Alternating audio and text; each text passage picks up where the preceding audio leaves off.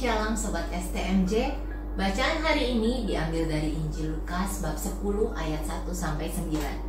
Yesus mengutus 70 murid. Kemudian daripada itu Tuhan menunjuk 70 murid yang lain, lalu mengutus mereka berdua-dua mendahuluinya ke setiap kota dan tempat yang hendak dikunjunginya. Katanya kepada mereka, tuaian memang banyak, tetapi pekerja sedikit. Karena itu mintalah kepada Tuhan yang punya tuaian, supaya ia mengirimkan pekerja-pekerja untuk tuaian itu. Pergilah, sesungguhnya aku memutus kamu seperti anak domba ke tengah-tengah serigala. Janganlah membawa pundi-pundi atau bekal atau kasut, dan janganlah memberi salam kepada siapapun selama dalam perjalanan. Kalau kamu memasuki suatu rumah, katakanlah lebih dahulu damai sejahtera bagi rumah ini. Dan jikalau di situ ada orang yang layak menerima damai sejahtera, maka salammu itu akan tinggal atasnya.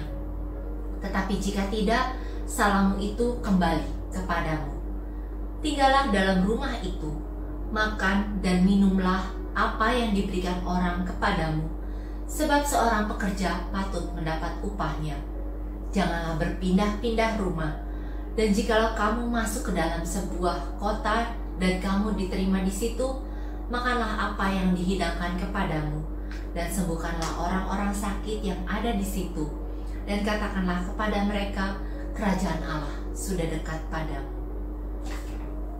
Dari bacaan Injil hari ini, saya teringat, saya merefleksikan hal-hal yang sudah terjadi dalam hidup saya. Saya adalah seorang pendatang dan baru beberapa tahun tinggal di Purwokerto. Dulu saya sering tanya sama Tuhan, kenapa saya harus tinggal di Purwokerto? Saya nggak punya saudara, saya nggak punya teman di sini. Saya menjalani tugas harian saya sebagai seorang ibu rumah tangga, mengantar jemput anak, mengurus anak-anak, dan saat mengantar anak-anak berkegiatan, di sana saya menambah teman dan kenalan.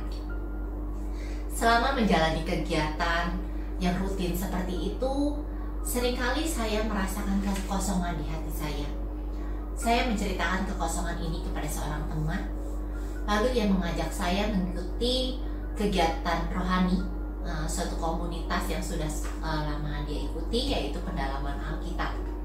Ada keterbukaan di hati saya saat itu untuk mau ikut hadir di dalam komunitas itu. Komunitas yang sama sekali saya nggak pernah bayangin saya ikut. Saya tahu aja enggak saat itu ada yang namanya komunitas pendalaman Alkitab. Saya tuh nggak tahu. Apalagi saya merasa komunitas rohani itu terlalu rohani buat saya gitu, nggak cocok lah gitu. Nah, setelah mengikuti pendalaman Alkitab, semakin hari saya semakin merasakan kerinduan untuk terus belajar mendekat dan semakin mengenal kebenaran firman Tuhan. Saya semakin rutin berdoa, membaca Alkitab, mencari tahu kebenaran firman Tuhan, dan itu membuat saya terus mau menjadi pribadi yang lebih baik lagi dan mau menyenangkan hati Tuhan. Beberapa kali saya mengajak teman-teman di sini, bahkan saudara yang di luar kota, untuk mengikuti pendalaman Alkitab. Ada yang secara offline, ada yang online. Ada respon positif dari mereka, dan mereka juga mau untuk sama-sama bersama saya semakin mengenal Tuhan dan merasakan sukacita yang sama seperti yang saya rasakan ketika mengalami perjumpaan pribadi dengan Tuhan. Yang paling saya syukuri adalah 2 tahun yang lalu, suami saya tergerak untuk ikut katekumen masuk ke gereja Katolik karena dia melihat saya berubah, katanya, menjadi pribadi yang lebih baik dan membawa damai di dalam rumah setelah saya semakin dekat relasinya dengan Tuhan. Sebelumnya suami saya begitu kuat untuk tetap setia di agamanya walaupun harus ikut kebaktian di gerejanya sendiri. Tuhan memampukan saya untuk menjadi pekerjanya, sehingga keluarga saya secara bersama-sama mengenal dan saling menguatkan satu sama lain, terus mengingatkan betapa Tuhan sungguh mengasihi keluarga kami. Dan akhirnya saya menyadari dan tidak lagi bertanya kenapa saya harus pindah ke Purwokerto. Tuhan mengutus saya pindah ke Purwokerto untuk bertumbuh di dalam iman secara saya pribadi, untuk menjadi pekerjanya dan menghasilkan tuayan yang ia harapkan, yaitu memanggil orang-orang pilihannya untuk mendekat dan mengenalnya melalui saya. Saya dipanggil, saya diutus untuk mengabarkan tentang kerajaan Allah yang sudah dekat kepada orang-orang yang mau membuka hatinya kepada Tuhan. Saya menjadi pekerja Tuhan, dan Tuhan yang memimpin saya, membimbing saya untuk membawa tuayan yang ia harapkan. Tuhan mau supaya saya tetap tunduk di bawah otoritasnya sebagai tuayan, dan Tuhan sebagai Tuan saya. Dan saya sebagai pekerja mau untuk terus melayani orang lain sesuai dengan tugas saya sebagai pekerja yang diutus langsung oleh Tuhan di tempat ini. Bukan karena hobi saya untuk menuai, tetapi Tuhan mau pakai saya sebagai pekerjanya untuk menuai dan menyelamatkan orang-orang pilihannya.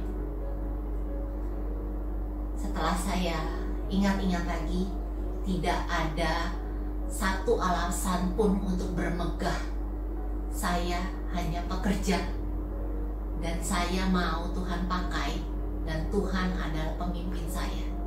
Tidak ada lagi alasan untuk bermegah atas kehebatan saya, karena hanya Tuhan, saya hanya mau dipakai sama Tuhan.